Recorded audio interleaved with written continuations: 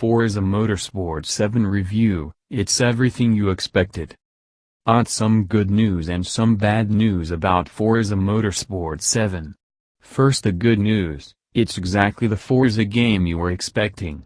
Next, the bad news: it's exactly the Forza game you were expecting.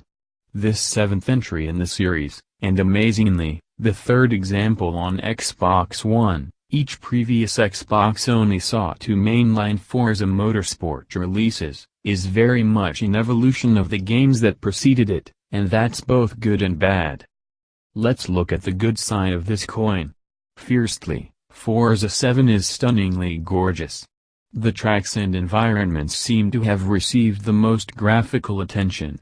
In addition to active backdrops with crowds, helicopters and other set pieces, there are other details that bring the locations to life. The most visually stunning we found in our brief time playing was on the Dubai circuit, which is one of the introductory courses when starting the campaign. As you're driving, you pass through sandy deserts where the wind is actively blowing sand onto the course, creating drifts, and you can see it all happening.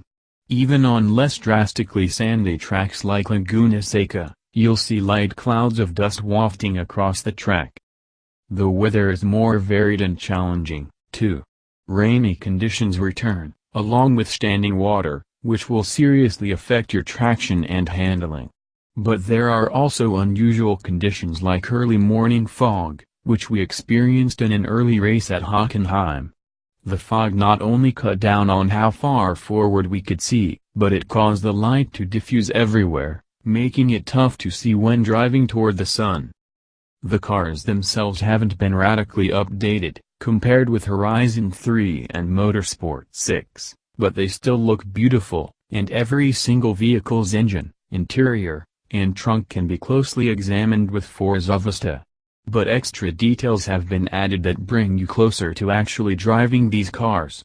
For instance, many of the regular road cars' windshield wipers begin to wiggle and shimmy as speeds increase, showing the effect of wind on them.